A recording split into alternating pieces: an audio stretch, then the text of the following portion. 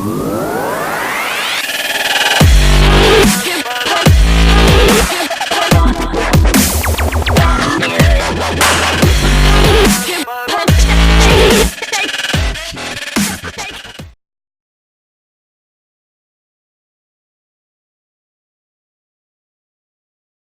afternoon, sir. Can you please tell us about yourself and your grew up? Yeah, my name is Zamuxolo Matha. I'm born and bred here in Graaff-reinet, Masizakhe to be specific. Born in 1989, 14th of October, so I'm turning 30 next month. So I'm a social activist here at Masizakhe and Graaff-reinet at large, and that includes even the Beyerslodia local municipality also. Okay. How do you feel about privatization when it comes to the land? In that specific issue, whether you privatize land or water, I think it's inhumane, and I also think it's blasphemy, because now these are natural resources that were given to us, and we have found them here. So now for us to tag or to use them as commodities, and also to restrain or refrain others from using that by using tariffs, that is, or taxes, it's a sort of an exploitation. So that's what we call environmental racism, so to speak. So we cannot access that. We need now to buy water, but with which money? We have come up from an impoverished community, as we all know. People can't barely buy bread, so to speak. So how can you actually make ends meet if water is a commodity? And what are the effects of environmental racism? Like I said, it's gonna have impacts in the community that is disadvantaged in terms of accesses. Like I said, it's water. You cook with water, you wash. So your hygiene, your personal and psychological needs are actually, which is the very primary of the hierarchy of needs, they are actually they are threatened. And shelter, so to speak, also, because now we as youth living now with our parents, we need to be by at the age of 21 as an adult, and this is why we're having now such frustration amongst young men, because we're living with our mothers and fathers while we're 32.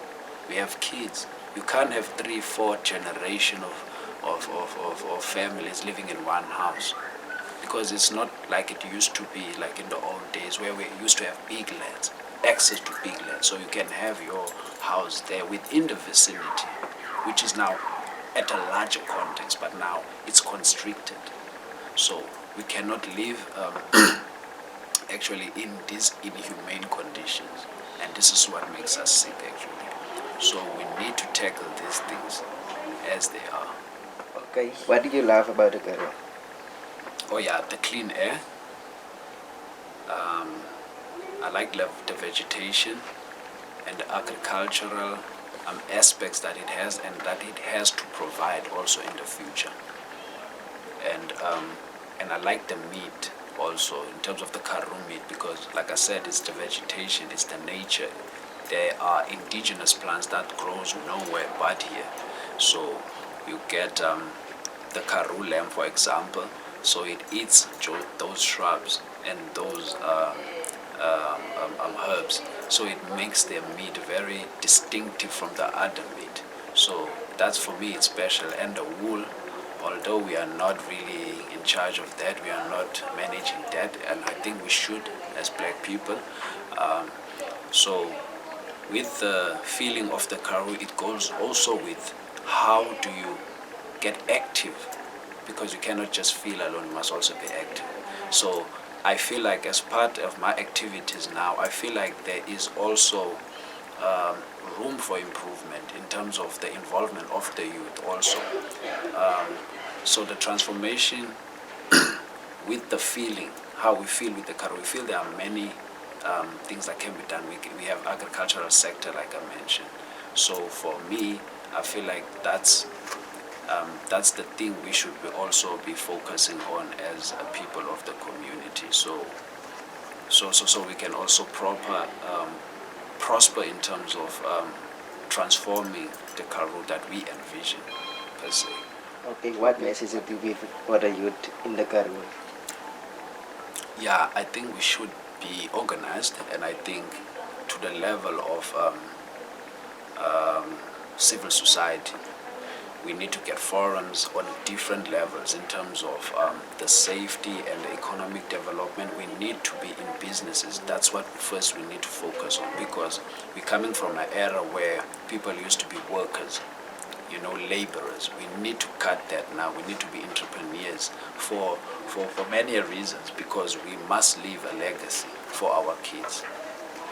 Because now we cannot push a struggle that we want to better our lives in our communities and as youth, but we're not focusing on economic development, because everything derives from the economic development. From after that, we can get to the economic usage of that to move to the next level of the politics. This is where the civil organization gets. We get counselors as youth who can speak to our problems, who can see our mission and vision, who see what's going on in the community, what is needed for us, who hear us every day. Because the problem here, what we're having 60-year-old deciding for 20-year-olds, and we're having 4 generation above us.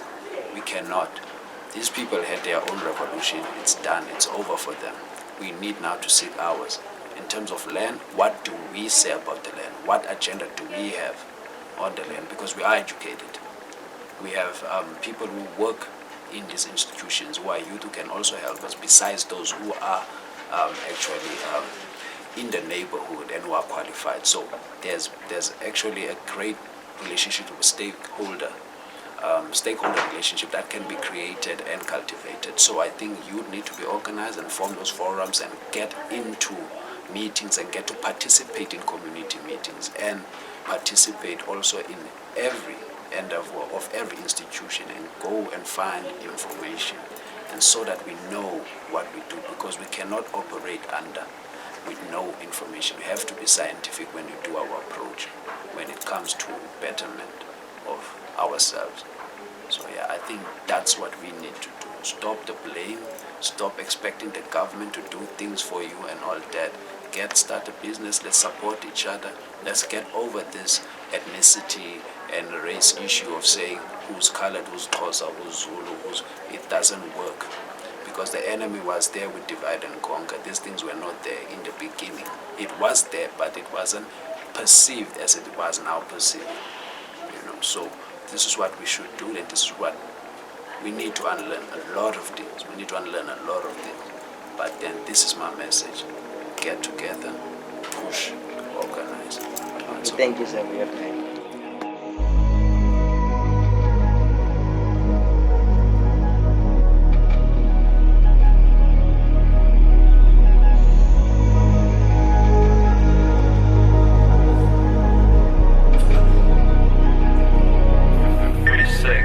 Never had a good day. I get my pussy.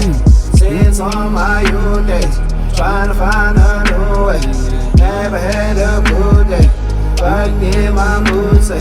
Since on my youth days, trying to find a new way.